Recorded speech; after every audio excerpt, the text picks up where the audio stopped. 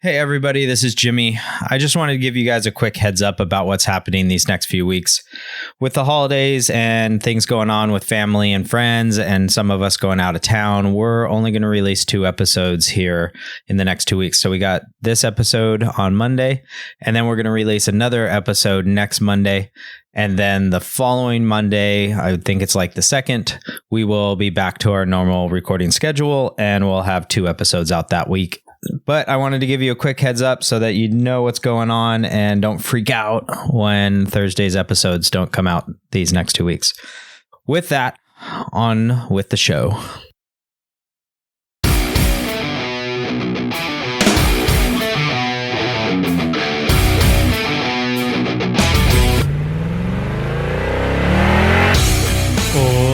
Welcome one, welcome all to the Snail Trail 4x4 podcast. If you like going off-roading in Toyotas, wrenching on Toyotas, camping in Toyotas, and maybe even poking a little bit of fun at Toyotas, and of course, hearing about how fantastic ham radios are in Toyotas, again, then this is the podcast for you. That's right, ladies and germs. My name is Radio Tyler, radio nerd himself, and joining me in this episode is Mr. Stocking Stuffer himself, Jimmy Jett. How are you doing, Mr. Stocking Stuffer? I'm doing pretty well. I'm a little groggy. I'm on some pain meds, but I'm doing all right. That's good. For pain, or is it just recreation? No, no, not recreation. Okay. I don't know. I had a weird back spasm the other last night, and it was the worst thing I've ever, back spasm wise, the worst thing I've ever had. Was like one of those ones where like your back just kind of freaks out and then you can't do anything, and including breathe while it's spasming to some extent. There was times that I was, and it started more, it really got bad when I got into bed the other night, and I was laying down and I would go like reach over to grab my phone or something off the nightstand and just get shot, like shooting pain up and down my back. Oh. And it was so bad that it like takes your breath away, you know, and you just are like, once the pain's gone, you're like, oh yeah, I got to breathe. Yeah. You're like, oh. Luckily the assistant had some, she's always had back pain. She like got in a car accident, a bad car accident, I guess when she was like, you know, in her early teens. Oh, wow. And she's always had some back pain, and sometimes it's really bad because I'll give her massages, and, you know, we have like a Thayer gun, a knockoff one, and, you know, and I'll give her a good, decent massage on her back just to help her relax. And so she has some like over the counter, not over the counter, some prescription muscle relaxers. Yeah. And so I'm a little like, I took them over, what time is it? It's 9:20. I'm almost 12 hours since taking them, and I'm still like, ooh. You know, nice. And like almost, you know, 8 of that was sleeping for the most part. But yeah, so other than that, I'm doing good. And hopefully by now I'm, you know, little future cast or whatever. I'm all caught up and I'm done with Christmas shopping. So yay! There's still there's still a few more things I need to get to. So yeah, I was there's a couple more. I'm almost done. Yes. Almost there. Good. Congratulations. Let's see. So this episode comes out on Monday, Day Monday. 358. Ooh, that's a good call. I forgot what number we were on. I'm kind of like, I don't want to keep track anymore because I keep messing it up. So 358 Monday. Let's see. So we are less than a week from Christmas. Yes. Yeah. That's pretty crazy to think about. Christmas is on Saturday. I think Saturday. Sunday? The 25th, right? 24th is, I think, Saturday. I don't remember. Brian, help us. Sunday is Christmas Day. Nice. So yeah, less than a week away. Brian's giving us this like evil grin, like, you guys don't know when Christmas is? That's just because he knows we didn't get him anything. So True. That's why he's upset. Got coal in his stocking. Yeah, so Christmas is 6 days away for everybody. Hopefully, not too many people are doing their last minute rushes to get all the last of their presents in. But if you are, good luck. Hope you're having fun and enjoying fighting the crowds out there. Some people enjoy that. Oh yeah, they get a rush out of it. Yeah, like they want to go last minute and like get into the crowds and get mixed up and try to rush to go find random presents or whatever. Not me, man. I hate crowds. I do too. I can't tell you the last time I went to a mall. No, I stay away from the malls, especially since there was just a shooting at at the Arden Mall the other day. Yeah, Ouch. Like 2 days ago in the parking garage, apparently in the middle of the day, high noon. Oh, so cool. Yeah, it's like the Wild West out here again. So, yeah, man. Hopefully everybody's having good luck there. We do have a couple of Christmas presents ourselves. Yes. That we're going to be getting together for everybody. Those will go out to 2 lucky wieners, probably in January. Second week of January is what my guess is. Yep. But yeah, for December's giveaway for the podcast, Jimmy and I are feeling the competitive spirit here.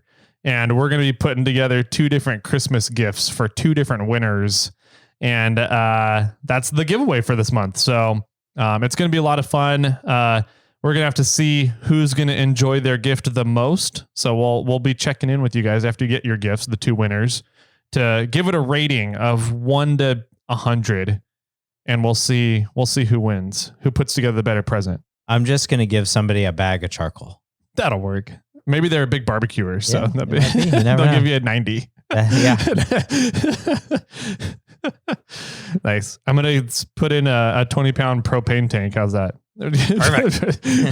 Hopefully they live near each other. Right. They can have a cook-off. Yeah. Hopefully they'll be local. They can come over and have a cook-off here. Yeah. And then then we can have some burgers. So yeah, if you guys want to get in for the giveaway and win some charcoal or big old propane tank, you can do that over at iRate 4x4.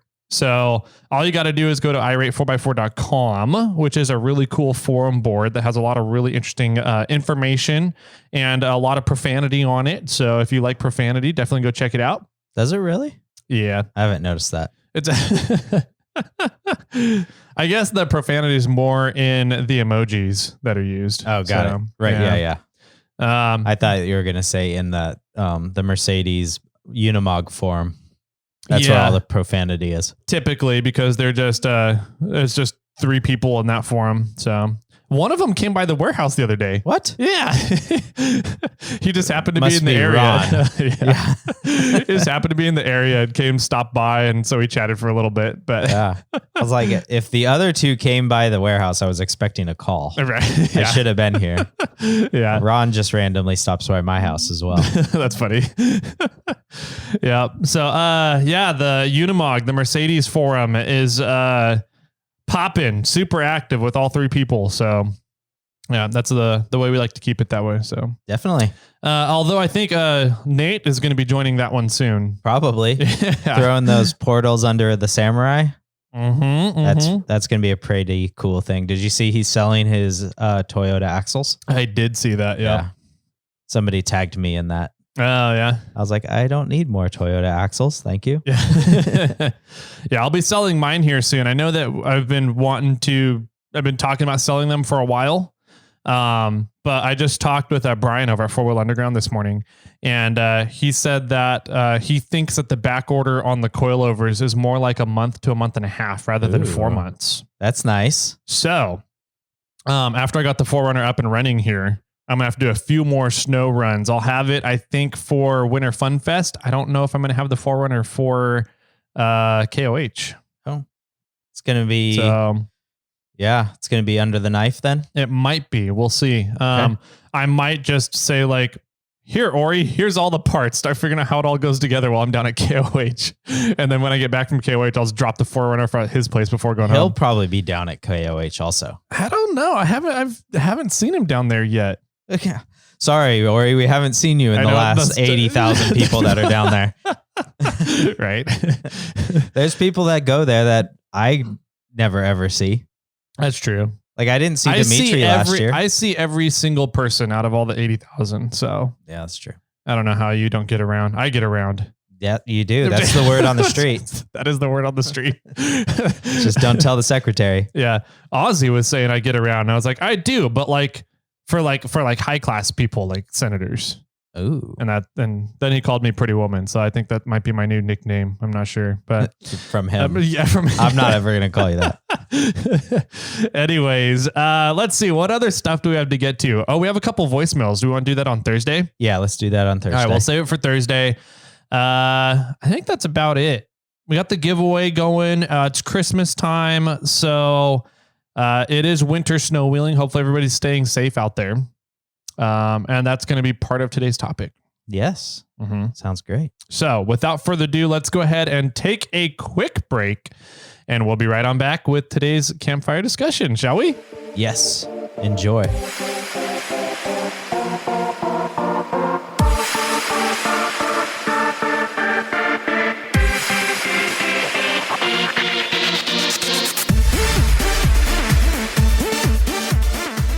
Oh, welcome back, ladies and gentle ladies, to today's campfire discussion.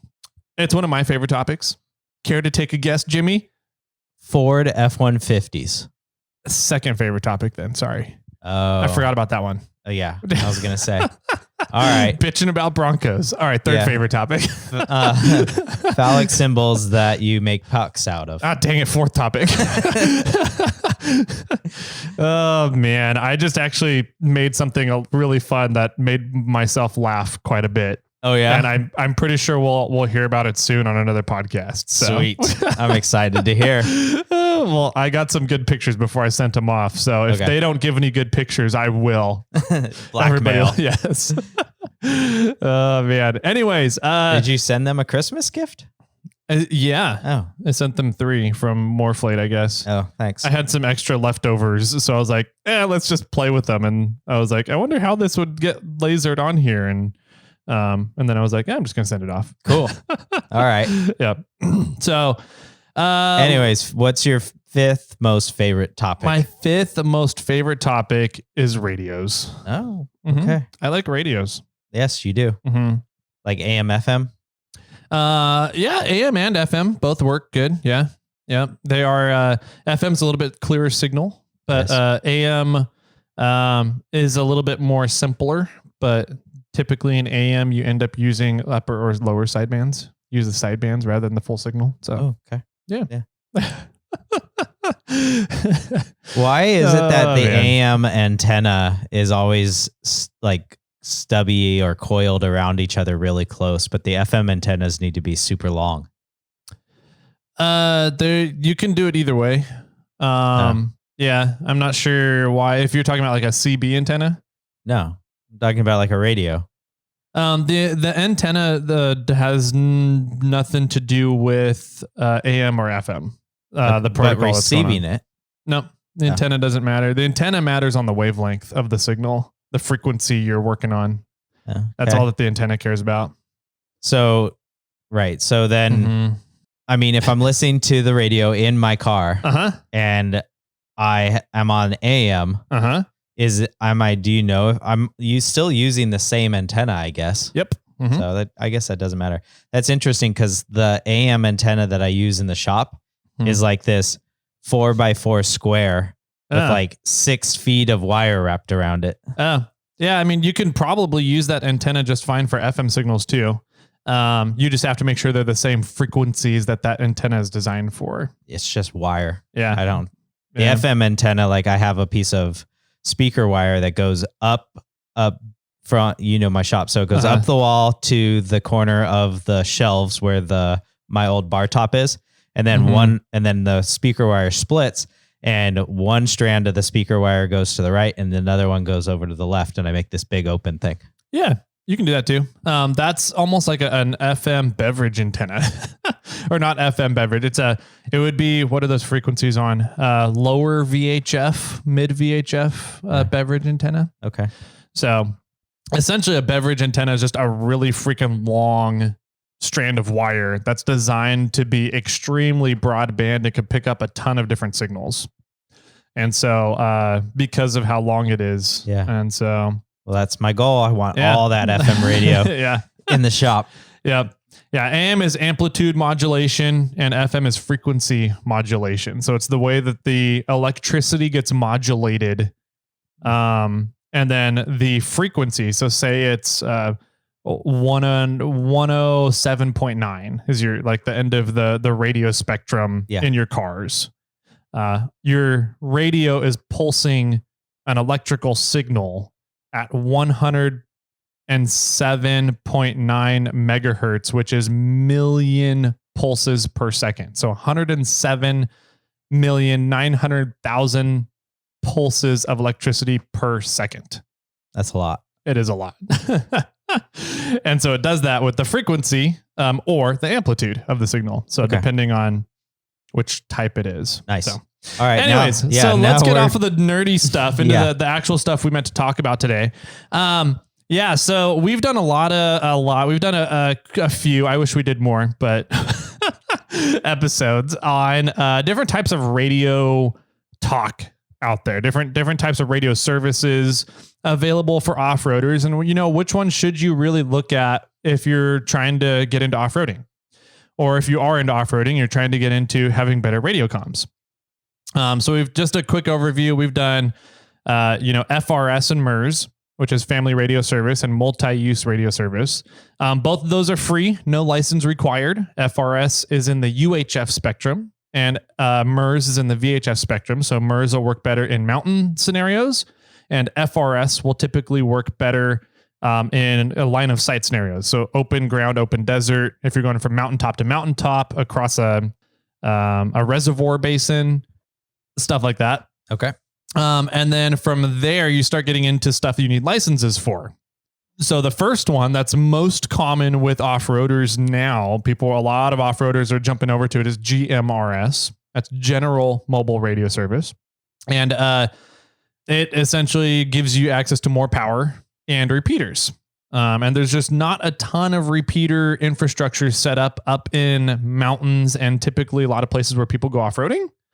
And so a lot of the GMRS repeaters are more set up in city dwelling areas, suburban areas now. But with more and more people getting over to GMRS, we're starting to see a lot more repeaters popping up in mountainous environments. Yeah, isn't the Rubicon system adding GMRS? They have already added it. Yep. Oh, cool. Yep, it's up and functional right now. So if you're going out on the Rubicon for a trip and you have a GMRS license, then check out Rubicon Trail Foundation's website under the radio page, and they'll have the frequencies and PL tones that you need to put into your GMRS radio in order to talk on that repeater. Nice. Okay. Yeah. So that's GMRS. The nice thing about GMRS is that there's no test. You just pay your $35 and your entire family under your household, your roof, anybody who lives under your roof in your family is considered covered. Oh, nice. Okay. Yeah. So no test, but $35. Mm-hmm. Yep. And FRS and MERS is no test and no money. Exactly. Yep. Okay. So there's that. There's also then getting over to commercial licenses. And commercial license is what like Rugged Radios and PCI Radios sells. And their radios, typically, if they are programmed for race frequencies, or if you hear the term a race radio, they're set up with commercial frequencies. And those ones, in order to transmit on them legally, you need to have a commercial license and be using the radio for commercial uses. So you're technically not supposed to take a commercial radio, a race radio, and use it for recreational purposes. But people do it all the time. And as long as there's no other businesses in the area using the frequency or the channel that you own that you're trying to use for your recreation purposes, then you're more than welcome to use it. But be aware that businesses get priority usage on those. So there's that. And then the next one up is ham radio, amateur radio. And so that one requires a license. It requires you to take a test to get that license. So you have to know a little bit. But what's really cool about ham radio is once you have that license, it's pretty well unregulated. And you can do a lot of different things. Yeah, and absolutely. It's extremely useful for off-roaders as long as you're willing to know a little bit and learn a little bit. If you're not willing to know and learn a little bit, then go with GMRS. That's probably your best bet, or a satellite comms.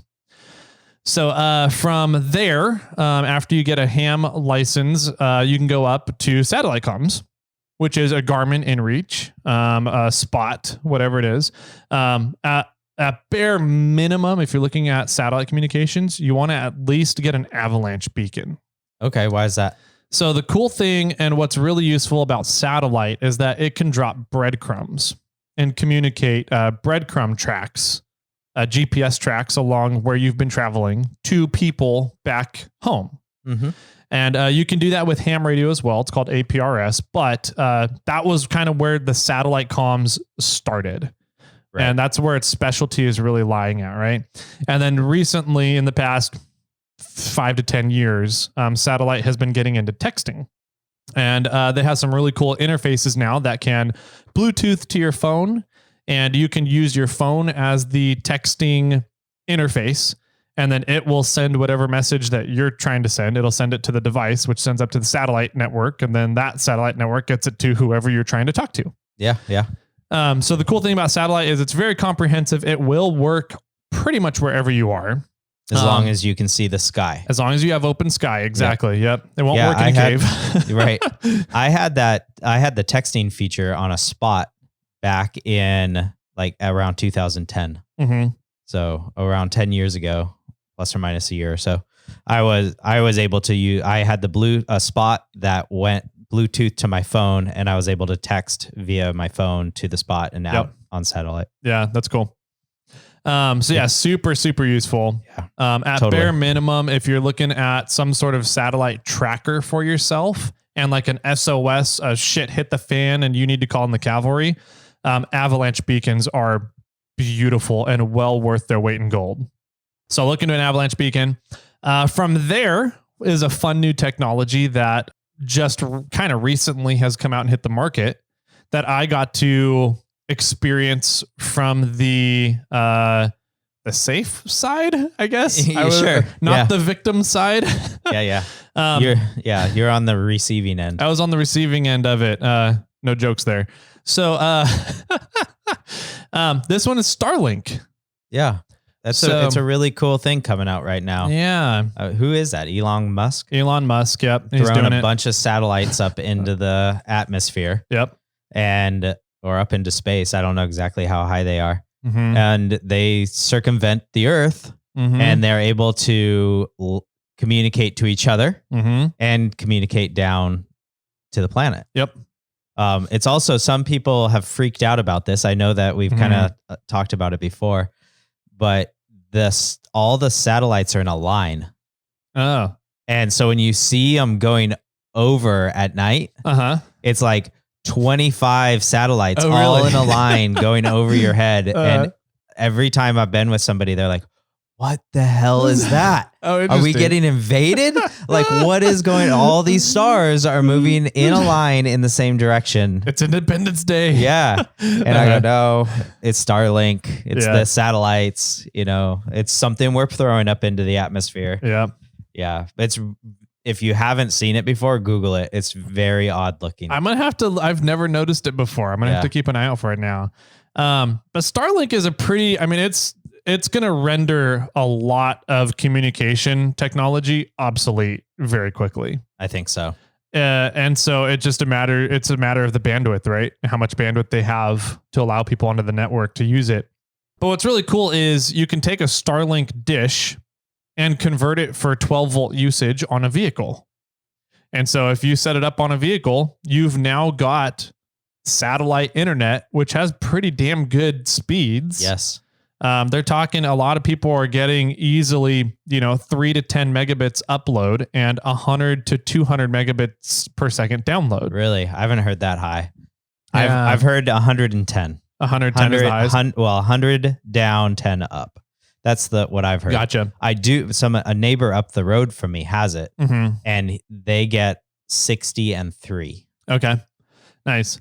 So I mean, it's pretty cool for anybody who is traveling out remotely. I know it's been big talks in the van life communities. Oh, and overlands too. I mean, can you imagine? It's like now independence just becomes that much more easier. Yeah, because you don't have to rely on internet connection. Mm-hmm. You can go out literally in the middle Anywhere. of nowhere. Yeah. As long as you have whatever angle the satellite needs and a clear view, you can sit there and do your work and be in the middle of nowhere up in the Sierras or out in Death Valley or anywhere and get phenomenal internet speeds. Yeah, it's pretty freaking cool technology.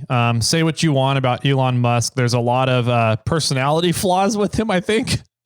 But that dude has, it's really interesting the way that he views the world and how he's just like, yeah, fuck you, I'm going to do it anyways. Yeah. So Starlink is another interesting one that's just kind of come out. That is, it works beautifully so far. So those are kind of your different options for trail off-roading, going out into the wilderness and having some sort of radio communications. Obviously, I think Starlink is the most all-inclusive one. It's probably the most expensive one as well. Yeah. Satellite comms like a Garmin InReach or a Spot, something like that is probably going to be your next step down in terms of making sure that you have communications back to home, safety, right? Your safety net when you're out there. Yeah, sure. In regards to price, your second one down. Is that what you mean? I think price and effectiveness. Okay. Yeah. And then, in my opinion, the next step down in price would be GMRS, surprisingly. Really? Yeah. GMRS radios tend to be, for what you get out of them, a pretty low value, so a high price, in my opinion. Okay. Now you can get open use radios, quote unquote, and program them for GMRS usage and then get a high value out of them, low cost. But it seems like, I'm just like, I don't know, I've had a few people reaching out to me recently saying, hey, I'm looking into GMRS. I want to switch over to GMRS now. Which radio should I get? And they're like, I'm looking at this one from Midland and it's a GMRS radio for like $400. Wow. And I'm like, what? Don't do that. Yeah. Here's another way you can do it and be in GMRS for $100. $100 with a comparable radio. Okay. So, but I would say that GMRS doesn't have the reach that ham radio has. 100% it does not. So GMRS might be a bigger price point for entry, but a less opportunity for survival communications. 100%. Yep. Now, that's not to say GMRS is not going to get there eventually, because with the move of a lot of different off-roaders and outdoor recreation moving into GMRS and a lot of users starting to adopt it, I think that more vendors, manufacturers are going to start rolling out things very similar to what ham radio has. Sure. Okay. So the great thing about ham radio is there's a lot of different things you can do. It's the art and science of radio, right? And so there's a lot of really geeky, nerdy people that have done a lot of really cool different things to make radios perform and function for all these different things.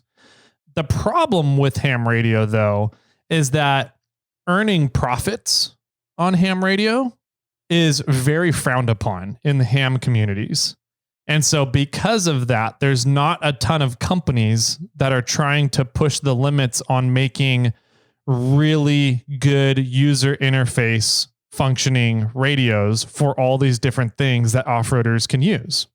So like anytime you get into ham radio, the user interfaces tend to be super nested menus and clunky interfaces for off-roaders. They're great for ham hobbyists because like, I do want all these different functions, but off-roaders are like, I just need to know what frequency I'm on and get to a repeater.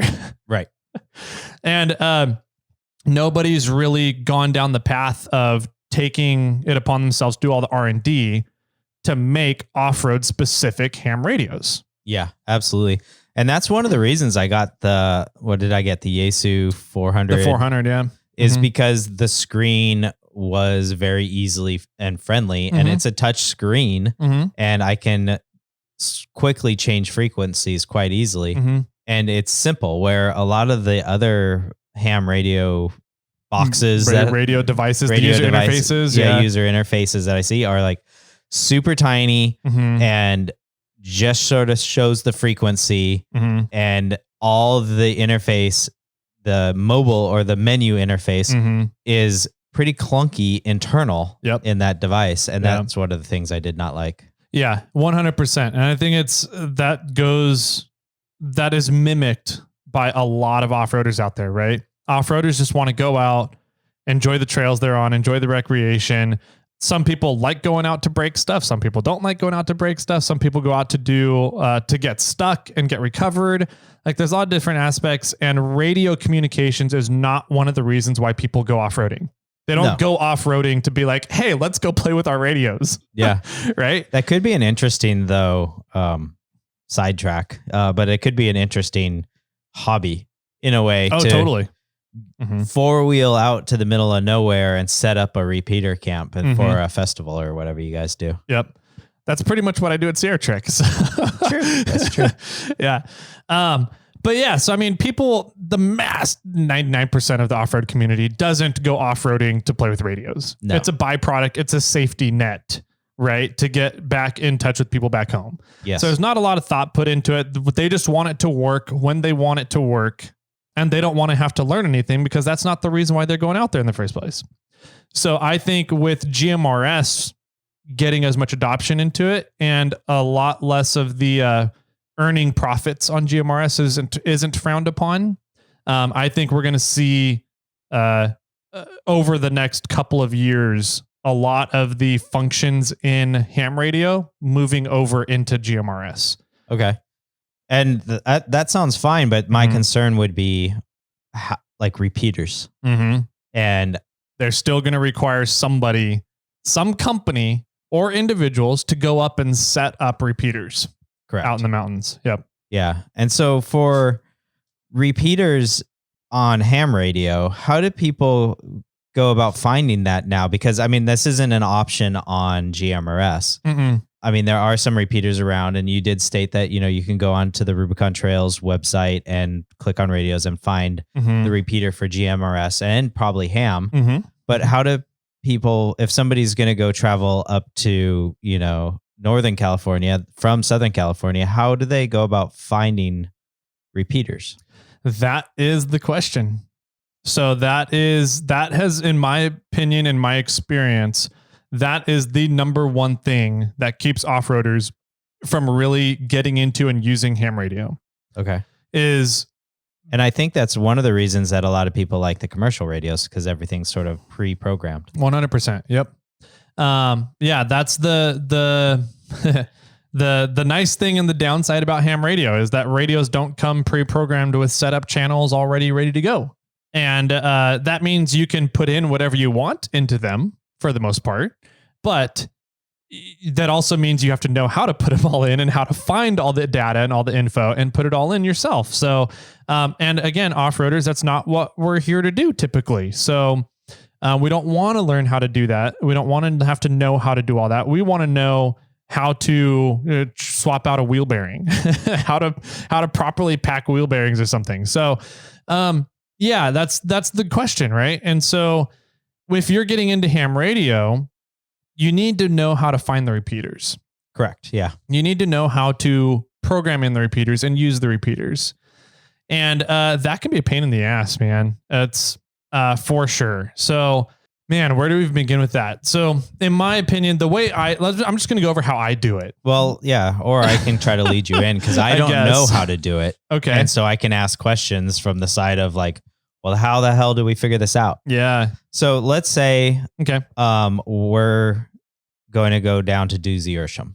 I don't even know if they have a ham reader or a repeater service in that area. So I know the general area. It's out, east of Fresno.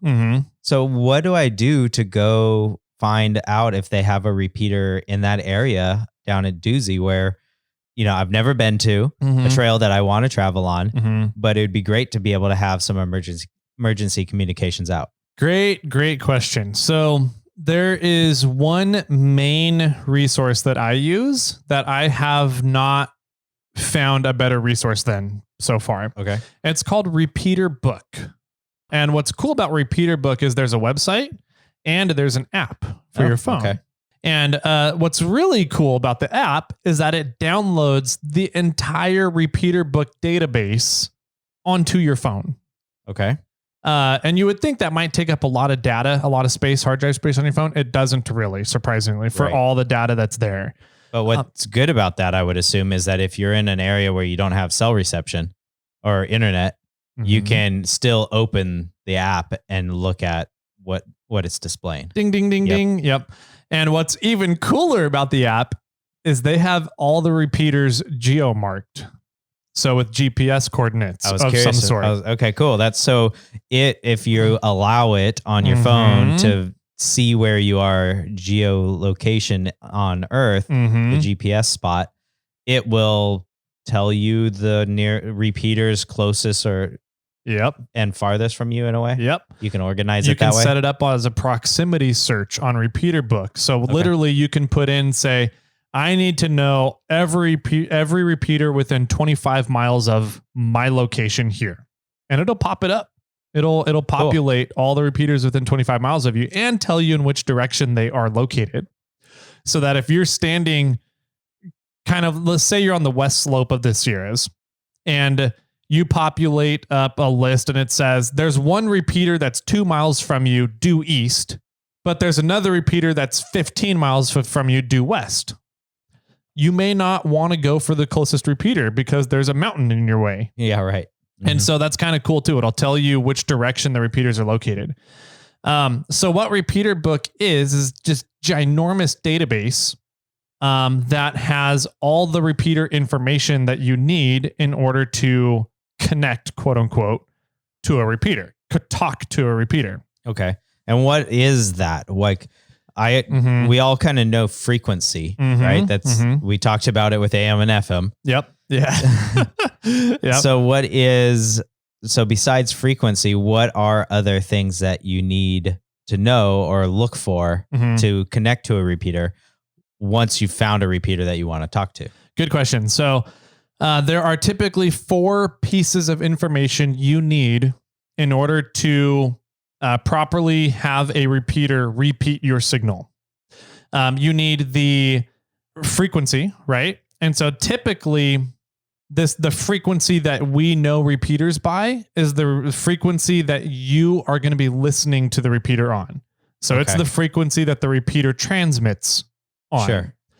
Now there's also another frequency that the repeater listens on and you transmit on to the repeater, because repeaters, they don't work like a recording. They don't record your transmission and then repeat it after you're done talking. They repeat your signal, your transmission, while you are talking simultaneously. It's called duplexing.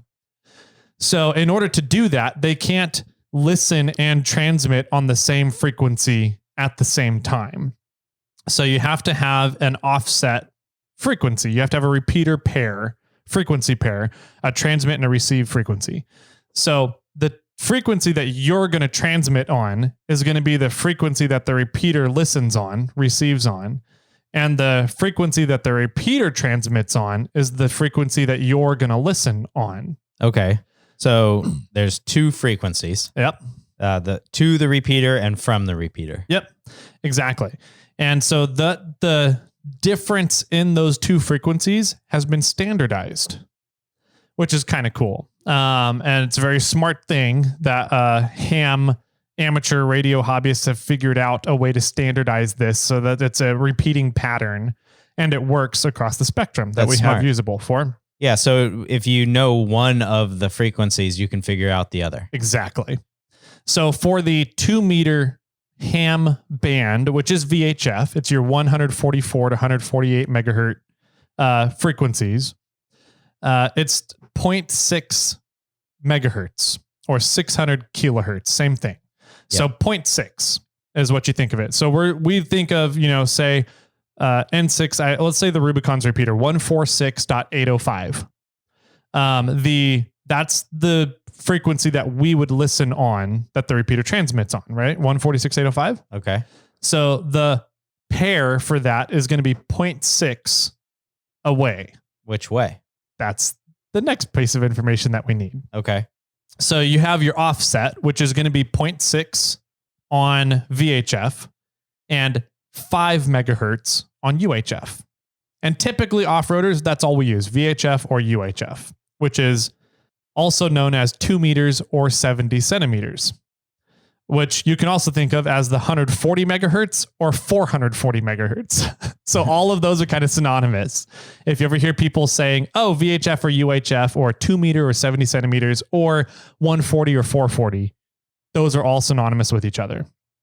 So we as off-roaders use the 140 megahertz range and the 440 megahertz range. And so the offsets for those are 0.6 and 5. Got it. So, but does the ham repeater, what was it? Blue book or the repeater book? Repeater book. Does it tell you if it's going to be -6 or +6? It does. Yep.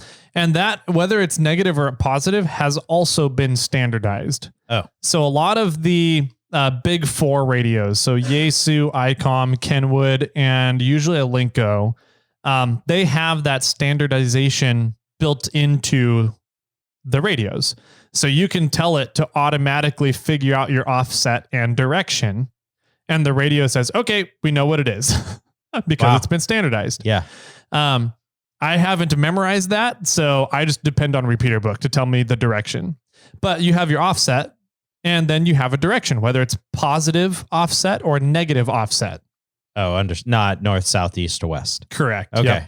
Yep. So you have those are two pieces of information so far, right? So you have your offset frequency and your direction. Yes. The next one is going to be your tone type. Okay. How many tone types are there? There's quite a few. Most repeaters are ham radio repeaters are all going to be CTCSS, which is an analog PL tone. And what that means is that as you are transmitting your signal, your radio will actually put an undertone on your signal that the human ear can't hear. But radio electronics are sensitive enough that they can hear it. Oh, wow. Okay. Yeah. And so that's called a PL tone. And PL stands for private line, which is funny because it's not actually private line. No. But the PL tone typically that's going to be the one that most ham radio repeaters are going to use, the CTCSS. Okay. It's an analog tone that's embedded in your signal. Got it. There's also a digital tones, which is called DCS. You see on a lot of programming options. And that one, not very many repeaters use it just because it's not a standard thing, right? It's kind of been standardized to use the analog tones. Typically, if a repeater is using a digital tone, it means they're trying to keep the repeater private and they don't want people using it for public use. Okay. So there's the 4 categories are the frequencies. There's 2 types of frequencies, the repeater and from the repeater. Yep. So that's your offset. The offset, so you could think of it. Huh? Okay. But you need to know the frequency. Yep. Mm-hmm. Right. And then the offset. Correct. Yep. And then the direction. Yep. And then the PL tone or the audio tone of some sort. Exactly. And those are the 4 categories. Those are your 4 categories that you need to know, 4 pieces of information you need to know in order to typically get a repeater to retransmit your signal. Cool. So, and most of those you can find in the repeater book. All of those you can find. All of them. Yep. All 4 of those factors. Yep. Will be in repeater book when you're looking for a repeater in the area. Mm-hmm. Hashtag not sponsored by repeater book. Yeah. We're just right. going to probably talk about it a bit. Yeah. And so what if you're sitting at a computer, can you access repeater book too? They have the website? On a website. Yep. Through a web browser. Okay. Typically in order to get access to repeater book, you have to have a ham radio call sign. And so they have it set up because in order to use ham radio repeaters, you're supposed to have a ham radio call sign. That means you have a license. And so they lock down the website so that you have to submit your license to them, kind of like Echolink does. Sure. In order to use repeater book. Got it. Okay. Yep. So once you know these 4 important factors, what do you do with it? Yeah. So those 4 important factors you have to then program into your radio somehow.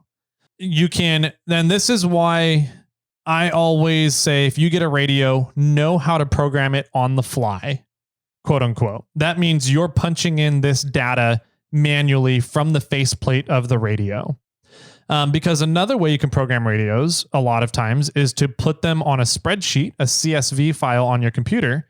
And then a lot of radios have the ability for you to upload via a USB data cord into your radio. And you can upload, so you can import this CSV file, set up all your frequencies and all the channels that you want to use into a CSV file, then import and upload that into your radio. That's the easier way to do it. Much, much easier way to do it. But if you're out in the middle of nowhere and the repeaters that you have programmed in your radio, you can't hit them for some reason, there's a mountain in the way, you're down in a valley or something, you need to know how to program your radio on the fly. Because if you know how to do that and you have the Repeater Book app on your phone, then there's no reason why, unless you lose battery in your phone, the phone dies, there's no reason why you can't find a spot to hit a repeater from. So you can hike up to a hill, top of a hill, hike up a mountain, something like that, to gain better line of sight in the direction that you know a repeater is located. And so if you know how to program those repeaters on the fly, then there's no reason why you shouldn't be able to get a hold of somebody if you really, really absolutely need to. Got it. Okay. So how does somebody learn how to enter this stuff on the fly into their radio? Is there? Yeah, that's a great question. My suggestion is to YouTube search. Okay. Whatever radio you have and say programming. So say if you have a Yaesu FT400, you can put in how to program Yaesu FT400 on YouTube. And that's going to, I think, be your best bet, because so much of it, and this is the problem that's not standardized, is radio manufacturers all have a different assumption and thoughts about what's the best way to set up menus in radios. So if you have all these different ways of plugging that data into a radio that's not standardized, you really just have to know how to operate your radio. Almost all radios will come with manuals. Right. So you can try and sift through the manual and figure it out. The problem with doing that is a lot of radios are really bad about saying, hey, if you need to program in a repeater to a radio, here's the steps you need to do. Sure. A lot of manuals are set up as, here's how the menu system is laid out in the radio, and here's where this thing is located and what this thing does. Yeah, understood. Rather than a how-to. A how-to, exactly. Whereas YouTube videos are typically set up as how-tos. Okay. So I would suggest looking at a YouTube video because no radio is the same. And it can be very not obvious as to how to input those 4 pieces of information, because a lot of companies will also call those pieces of information different things. Oh, geez. And they're labeled differently in the radio and the manuals as well. So that's the other big problem with ham radio. So some things are standardized, but because it's not, it's a lot of things are not standardized as well. So a lot of the terminology is not standardized. So yeah, that's the big trick. But if you know how to do that and you know how to find repeaters around you, then all of a sudden you have emergency communications from almost anywhere in at least the United States. There's a ton of repeaters set up all over the world, but it seems like the United States has a pretty good, healthy population of repeaters. You can, for $35, right? The license for ham radio is $35. And then you got to pay for the equipment. And really the equipment is not super expensive compared to other things. Because a lot of the R&D has not been done to standardize things and make it a really nice streamlined user experience. And so because that R&D has not been done, R&D is super expensive to do. Ham radio equipment tends to be a little bit on the less expensive side. Yeah. What you can get out of it and what you can do with it. Got you. Okay. So people can figure out an area that they are or where they're going. Mm-hmm. And then they can figure out the 4 key factors, the Yep. frequencies, the offset, the direction, and the PL tone or audio tone. Yep. Mm-hmm. And then they can input those into their radios. And then are they good to go? For the most part, yeah. The way you would test that is you do what's called Kerr-chunking a radio. Kerr-chunking a repeater, right? Sure. Because anytime you hear a squelch open and close on a radio, it sounds like a right? It sounds like a Kerr-chunk. And so if you do that to a repeater, everybody who's listening to a repeater just hears a right. And all you're doing is you're just hitting the push to talk on your radio for 1 second and letting it go. That sends a transmission signal out to the repeater. It Kerr-chunks the repeater, which typically is very annoying if you do it a lot. But all you need to do is that, because then if a repeater has been set up properly, and most of them are because they're ham radio hobbyists, it's very difficult to set up a repeater. So if you're setting one up, typically you know what you're doing.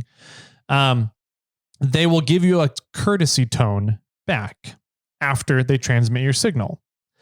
And this is designed because repeaters retransmit your signal while you're talking. You never really hear your signal go out. So there's always kind of in the back of your mind, did my signal actually get into the repeater and make it back out? I don't know. But that's why repeaters give you a courtesy tone after you're done. So after you stop transmitting and you hear the Kerr-chunk happen, the repeater will give a beep afterwards, or a beep beep, or a beep beep beep, whatever it is, depending on how the repeater owner has set it up. That is called a courtesy tone, and it's there to let you know that it heard your signal and retransmitted your signal, whatever it was that you said. If you don't get a courtesy tone back, then either one of those 4 pieces of information were bad, or you just weren't able to get into the repeater due to low power on your radio, or topography, geography that's in the way that's keeping the signal from getting to the repeater. So ways that you can increase your odds of getting into the repeater are make sure you're outside of your vehicle. Vehicles, especially metal-bodied vehicles, will severely degrade the signal of your transmission. And this is in regards to a handheld. A handheld, yep. Okay. Yep. Because typically, I mean, any signal, if your antenna that you're transmitting on is inside that metal body, you're essentially transmitting or trying to transmit from inside a semi-Faraday cage. Yeah, right. Right. So, and what is that for people that might not understand your talk? Yeah, good question. A Faraday cage is a clean RF environment. It keeps radio signals from getting into the cage and anything in the cage from getting out of the cage. Yeah. It's pretty much a lead box. It's a lead box. Yeah. So, yeah, if you're inside, and this is the problem with a lot of Tacoma and 4Runners, is people will go out and get the little Baofeng handhelds and try and talk to their buddies even a mile up the highway. And sometimes it doesn't work because that metal body of the vehicle is stopping that transmission signal from getting out. Absolutely. Whereas like a lot of Jeeps don't have this issue because a lot of Jeeps are fiberglass tops. Oh, so their signal gets out a lot better using handhelds. Right. And so, I mean, we're kind of going down a different direction than we had intended. But anyways, so when I tow Bobcat with Clifford, Clifford doesn't have a ham radio in it. So I use a handheld. And the way that I have that set up to reach further ahead or people that are, not super close right in front of me is they make really nice antennas, magnetic antennas that you can just put outside your vehicle, and then they have a coax cable that comes down, and you just screw that into where your antenna is on your radio. Yep. And so it extends your antenna all the way up and outside the vehicle. Yes. And so you get a much better transmission. 100%. So that's how you fix, trying to transmit from inside a vehicle. If you're not hitting a repeater, is get the transmission antenna to the outside of the vehicle somehow. Correct. Whether that's you getting out of the vehicle or putting a magnetic mount antenna on, both of those work beautifully. Yeah. I know another one is to hold the radio up and down. Vertically. Yep. Because if you hold it sideways, most antennas receive the way that they were transmitted. Correct. And the orientation of the antenna. Correct. Yeah. So if an antenna's up in the air, up and down, vertical, that's usually the way that the waves are going out. Mm-hmm. And if you're holding yours sideways, you're not going to get the full opportunity to grab the wave. Yep. Or if you're sending yours sideways because you don't want your antenna to hit the roof and other people are out there listening to you and they have vertical antennas, they're not going to hear you as easily. Absolutely. That's another big thing that a lot of people don't realize. Because a lot of people go out and get like the 19-inch whip antennas for their handhelds, which are one of the worst antennas you can use from inside a vehicle. Because if you're using it from inside a vehicle, you either have to turn it sideways to talk, right? Or if you have it straight up and down, the antenna hits your roof and bends over. Good point. So it's still not a fully vertical, full signaled antenna from inside your vehicle. The little tiny, what's called a rubber ducky antenna that typically comes stock with most handheld radios is actually a better antenna to use from inside a vehicle than the longer 19-inch whip antennas. Okay. So, but those longer 19-inch whip antennas, beautiful to use while you're outside of the vehicle. Yeah. And so what I do in that case is I have the 19 whip antenna clipped. So I have the Baofeng or the radio that I have clipped to my cup holder. Yep. It seems to work really good for it. I have the, the pull out cup holders in the Toyotas. Sure you do. Sure you have the pull out one. I do. Yeah. And then I clip the radio to that and I push it back in. And then the antenna, it might hit my glass barely. But it goes up towards the rear view mirror. Yep. And then I use the like coiled mic that they provide. Yeah. Yeah. And That's so a great the radio setup to sits use. there the whole time. And the other nice thing about that is that it's right next to your windshield. Yeah. So a lot of the signal will go out your windshield. So glass isn't as bad as metal? Not nearly as bad. Yep. Okay. I didn't know. I know it's a solid barrier, but it's clear. I didn't know how that. Okay. Yep. Metal is much more of a radio blocking material than glass is. Okay. The other thing to think about is in Clifford or in Bobcat, that works great. In a Jeep, like especially a newer one, like a JK or especially JLs or Gladiators, it works terribly doing that because there's a shit ton of electronics in the dash. Yeah. Or LEDs, right? Or LEDs wreak havoc on radio signals. Okay.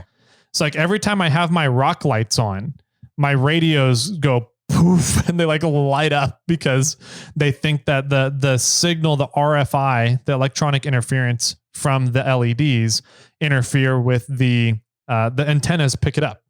Yeah. I have a camera. When I'm out on the trail and I'm doing film and I'm shooting a video, and if I'm in my truck driving and I have the radio on and I turn the camera on, the radio goes, yep. It's like picking up that frequency. Yep. Yeah. A lot of newer electronic devices, the power supplies of them wreak havoc on audio electronics.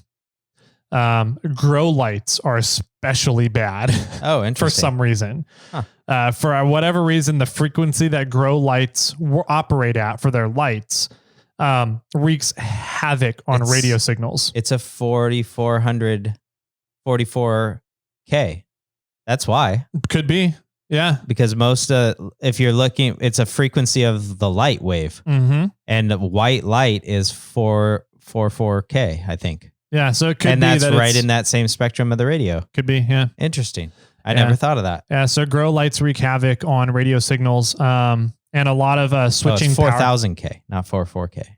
Something like that. Yeah, 4,400, I think, is what it is. Yeah, 4,400K. Yeah, but it's switching power supplies wreak havoc on audio signals. Yeah. So like a lot of newer TVs nowadays, a lot of IoT devices. Internet of Things devices, LED devices are extremely bad as well. So you'll notice if you run like LED headlights, those can also really interfere with your radio signals, which means you have less likelihood of hitting repeaters. And is this the same for GMRS? Oh, yeah. Okay. Yep. GMRS runs very similar frequencies to UHF ham frequencies. Got it. Yeah. So that's one of the downsides. you bring that up, GMRS is a UHF frequency. There's no VHF options. So GMRS will also work very well out in line of sight scenarios, but it is not going to work really well in mountain topography, at least compared to VHF options. Sure. So anyways, how else can we increase our likelihood of hitting a repeater? Better antennas. So the higher decibel gain an antenna has, the more powerful effectiveness your signal is. Let's see, the more power you can run from your radio, obviously will have a more effective signal. And that, I mean, that's important because usually handhelds maybe get up to like 10. 10 is pushing it for handhelds. If you're running 10 watt handhelds, you're just killing batteries super quick, right? So there's that trade-off. A lot of them are like 4 to 8. Yeah, 4 to 8 is your average. There's a few that are around 10, aren't there? There's a couple that are coming out now that are around 10. I have some commercial radios that I use for my off-road radio stuff that are 10 watts. Right. And they burn through batteries. But most mobile radios are like 40 to 50. Yes. Exactly. So right there, you're already boosting the power to get out. Yeah. So the cool thing, once you start getting into antenna talk and antenna theory, and I'll see if I can do it without getting too deep in the weeds. Good luck. Your antennas have a decibel gain to them, right? So for every 3 decibels, you double the effective power of the radio. Oh, wow. Yeah. So if you have a 6 decibel antenna with a 50 watt radio, I have 150 watts going you out. have 200 watts. 200 watts. Because you're taking that 50 watts, doubling it once to 100, and then you double it again to 200. Dang. So it's exponential increase is the way to think of decibels. And so the cool thing about, obviously a 50 watt radio is that typically you're going to use higher decibel gain antennas because you can hard mount them to the vehicle. Right. And higher gain antennas are going to be bigger antennas. So you're not going to have them attached to a handheld very often. So not only are you using a more powerful radio, you're probably using a more powerful antenna. So you're now using your effective signal could be off of a handheld, maybe 10 watts if you take into account a better antenna and a 4 watt radio. But compare that 10 watts to the effective signal of 200 watts if you're using a 50 watt radio and a good antenna. Wow. Okay. How many decibel gains is the antenna I have? Do you know? I think that one on is VHF like 3.5 to 4, and then on UHF 4.5 to 5. Cool. So, okay. Yeah. So, anyways, so that's another way to increase your effective signal to try and hit a repeater, right? Is to increase your better antennas or more power out of the radio. Sure. Okay. Let's see, what else could we do? Is there anything that you can do to talk? Like, what if you talk for a very short period of time or a long period of time? Does that increase the signal going out? No, not typically. What that will do is it'll increase the chances of somebody hearing the signal. If you talk longer, then it's more likely that somebody will hear it, right? So there's 2 theories that you can try. One is talk shorter, but talk a lot often, or talk longer with more breaks kind of thing. Okay. So your transmission signal can either be longer, or you can do a short one and be like, hey, is there anyone out there? Hey, is there anyone out there? Hey, is there anyone out there? Or you can do like what you do during the podcast. Exactly. Normally. Just go and talk for an hour at a time and then wait and then unclick and see if anybody responds. So yeah, there's different strategies there from not just having a repeater hear you, but then having a person hear you. So another big trick is to, as you're preparing for a trip, do a little bit of research and figure out what the active repeaters are in the area you're going to be at. Because you may have multiple repeaters that you can talk on. Like here in the Sacramento area, we've probably got 30 to 40 repeaters. Oh, dang. That we can talk on within easy access. But really, there's only like 4 or 5 that are really active repeaters. And so being able to know which repeaters have the biggest reach will typically have the most activity on them. So if you do a little bit of research beforehand, and repeater book can help with that, because typically a cool thing about the online version of repeater book is you can do a proximity search. So you can say, I want to know all the repeaters that are going to be within 25 miles of Sacramento, California, and it'll pop it up. And then from there, you can look at the results on either a list, or they will give you the results overlaid over Google Maps. Oh, wow. Okay. So then, and the cool thing about the Google Maps overlay is that it's a topographic Google Maps. So you can take, and you'll see where the repeater is located, and you can see if where you're going to be and the repeater is, if there's going to be a mountain in the way. And you're like, okay, I probably should not program that repeater into my radio before my trip, because I won't be able to hit it from where I'm going to be. Where maybe this other repeater, it's a little bit further away, I'm going to have better sight on. Sure. There's going to be less geography in the way. Does Repeater Book tell you linked repeater systems? They do, but they don't. It's not a primary piece of information. You have to go digging a little bit.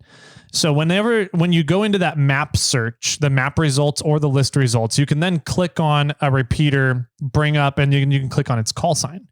And when you click on the call sign or more details, it'll then take you to a separate page specifically for that repeater. And it'll tell you all the data of that repeater, those 4 pieces of information. Typically, they'll also tell you whether the repeater owner is okay with it being open to the public or whether they want to keep it closed and private.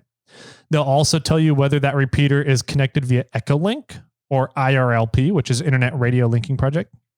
Very similar to Echolink, but you actually have to keep radios in it all, whereas Echolink is a direct internet connection, right? So it'll tell you whether the repeater is digital or analog as well. And does that mean that it can accept APRS?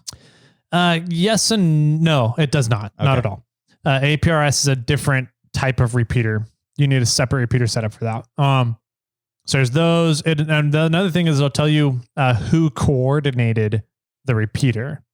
So it'll usually say coordinated by this coordination, or the repeater is owned by this club or this person as well. And that will usually then have a link. And so you can then go to that club's website, and usually under that club's website or the coordinated website, you can see then anything else that might be linked to that repeater. Or if it's a part of a big system like the WINCH system, or the N6 ICW repeater is linked to a bunch of different repeaters now across the United States. And the Rubicon, the 805 system, is linked to UHF 440 repeater in the Rubicon. I don't know if they've linked them together to the GMRS repeater yet, but that would be, I think, the next step in the Rubicon's evolution of their repeater system. Right, but that's sort of where I was getting, because if somebody was coming from out of state or somewhere that's not in the area, and they wanted to figure out what the Rubicon repeater was, and they could go into the Rubicon or the repeater book, or they can go onto the website and find the information for the repeater. But is it the Ruby Plus repeater that goes out onto the 805? Yes. So in a way, you can have somebody in Sacramento that's listening on the 805 hear information that's going on the Ruby Plus repeater system that's in the Rubicon. Yes. Yep.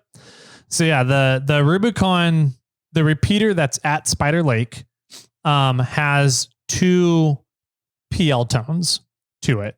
One PL tone is just locally. So if you talk on that PL tone, use that PL tone, it's only going to key up that repeater when you transmit. But they have another PL tone that you can use. And when you use that second PL tone, it will link together that repeater, the Spider Lake repeater, with the 805 county-wide repeater. And so, absolutely. When you're in the Rubicon, make sure that one rule of ham radio is reduce your footprint as much as possible, right? Whatever resource you're using, try and reduce it as much as possible. So if you're in the Rubicon and you're talking to other buddies on the trail, it's really bad etiquette to be using the linked PL tone that keys up the entire county. because then everybody in the county has to listen to what you could just be using simplex for in the first place. Right. Oh, I'm over at Whalebones, coming up. How are you guys doing back there? Yeah, exactly. So yeah, when you're in the Rubicon, and that's, again, you would only be able to know that information. You wouldn't get that information from looking at repeater book.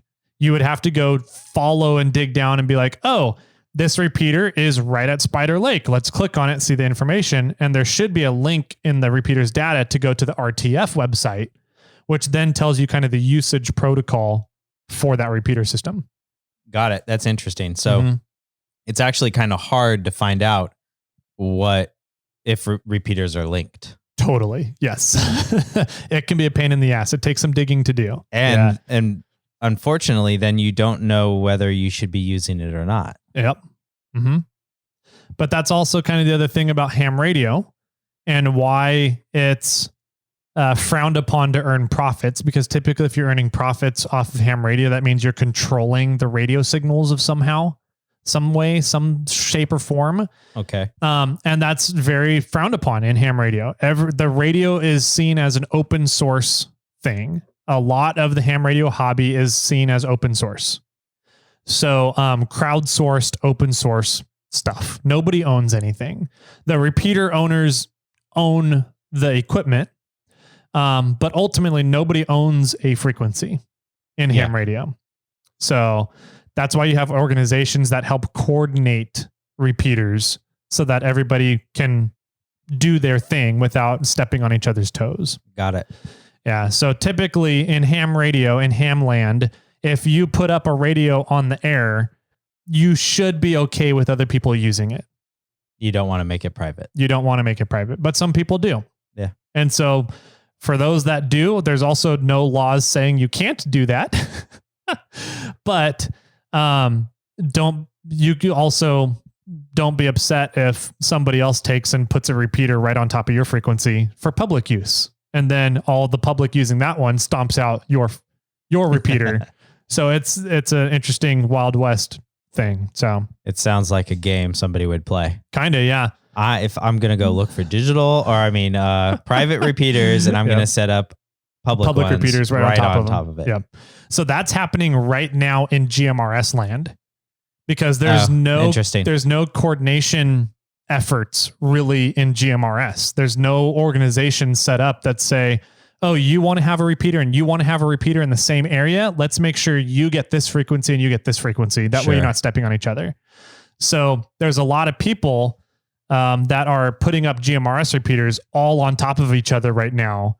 And the ones that get to keep the frequency are the ones that are running more power with better antenna systems from better locations. So they're more publicly used. And the private owners are kind of like, well, I guess I can't use this one because this asshole over here is blowing out my signal. Right. Is Repeater Book or can you find GMRS repeaters on Repeater Book? Yep. They just implemented that within the past couple of years. Nice. Okay. So they also have a GMRS database now. The big GMRS repeater database is, I think, called mygmrs.com. Something like, I think it's I think if you search Google mygmrs, it should pop up. So there's that one. Yeah, it's definitely, I'm a big believer in ham radio, obviously, mainly because I'm cheap. I want to get the most bang for my buck kind of thing. That's almost a game I play with myself sometimes. And so, if you're getting into ham radio, it's a wonderful tool, but you need to know how to use it. And one of the absolute biggest pain in the asses about ham radio is finding repeaters and plugging them into your radios. So get good at that. That's my number one advice. If you want to plan on using ham radio as an emergency form of communication, understand how repeaters work and how to plug those into the radio and where to find all that data and repeaters at in the first place. That's the biggest trick to ham radio as an off-roader, in my opinion. Sure. That, or have a friend that's sitting very close to you that is a dork / super geek, dork, that nerd dude that enjoys that sort of thing, and just say, hey, I'm going to be going in this direction in the next month. Can you program my radio for repeaters that might be out that way? Yes. Yep, that works too. Yeah. So Yeah, I think this is a fun topic. I don't know if anybody else out there thought it was fun, but it's definitely one that we haven't really covered before yet. Surprisingly. Yeah, no, I had no idea how to do it because I do have that friend, dork, nerd, geek guy that's sitting fairly close to me. Yep. Be able to set up my radios for me. Mm-hmm. And I'm lucky on that aspect. But there's times that I've been, out in northern California, and we didn't set the radio up for that area. And there are repeaters up there. I was out by, on a far feather finger of the Lake Shasta, and I couldn't get anything. Yeah, there's a few different repeaters up in the Shasta area. Yeah, but it would have been good for me to be able to have the repeater book on my phone and be able to, be able to enter the information myself. And I never knew how to do that until now, which I still need to learn. But I know much better now than I had any idea before. Yeah. So before Morphlate really took off, there was 2 classes that I taught, and that's where my off-road radio really started, right? Yeah. One was how to get your license or studying to get your license. And the other one was how to use your radio. Okay. Yeah. Because this is the really annoying thing about ham radio is you can't use your radio unless you're licensed. Unless you're licensed. Yeah, absolutely. But in my opinion, you can't really learn the information to get your license unless you can use the radio. Well, yeah. So it's a catch-22. Sure. It sounds like what it is if you want to learn how to use a radio, go get a GMRS license. Kind of, yeah. And then if you really want to play with the big boys, then go take the ham test. Yeah, that's a good way of thinking about it. Yeah. Because you get to play with your radio for $35 down there. Yeah. Or you take the test and pay, is it $35? Is it $35 now? They've actually They've got it swapped over now. Yeah. Okay. So you take the test and it's $35 and now you have your ham license and then you can play with some big wattage and power. Yeah. You can go talk to other countries. Yes. Yeah. So, that's a good way of putting it. But that was always my favorite class to do. I hated doing the teach your radios class because it's a solid 9 to 10 hour day. Right. And it's a brutal day. But the how to use your radios class, that one was always fun for me because you get to go around, everybody brings their radios and we go around and make sure before you leave that class, you know how to find and program repeaters on the fly. And that was the whole goal of the class. So yeah, I'm hoping, I don't know if I'll ever get time to do those again, but I'm hoping eventually in the future here, I'll get some more time to be able to start those back up. Yeah. So good luck with that. Yeah, we'll see. But yeah, good stuff. I think we also may have plans in the future here. We keep talking about it, but we just never do it. And I think we just need to do it. Of doing essentially like a how to get your license podcast series. So that it's out there for people and you can, hopefully get and learn some information on how to get your ham license so that you can start playing with bigger radios, more power, and have a lot more effective emergency communications. So we might be looking at that in the future here, but hopefully you guys learned a little bit of something today. I don't know. Well, I did, so that's all that really matters. That's true. You are all that matters, Jimmy.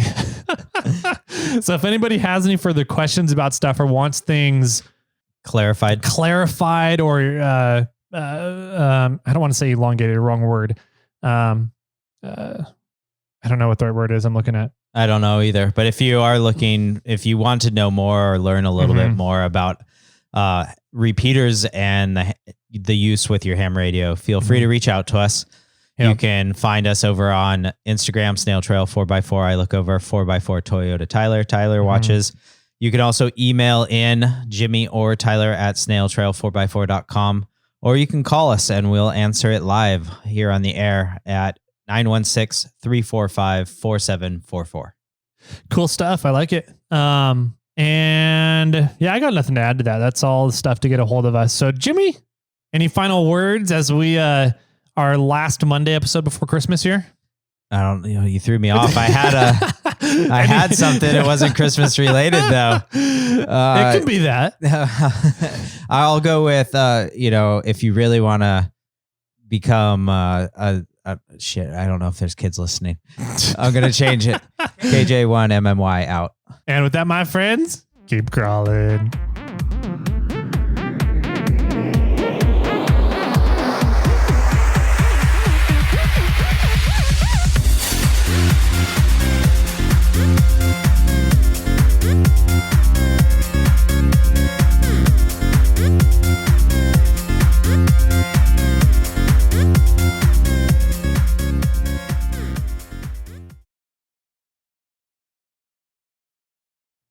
I got one for you.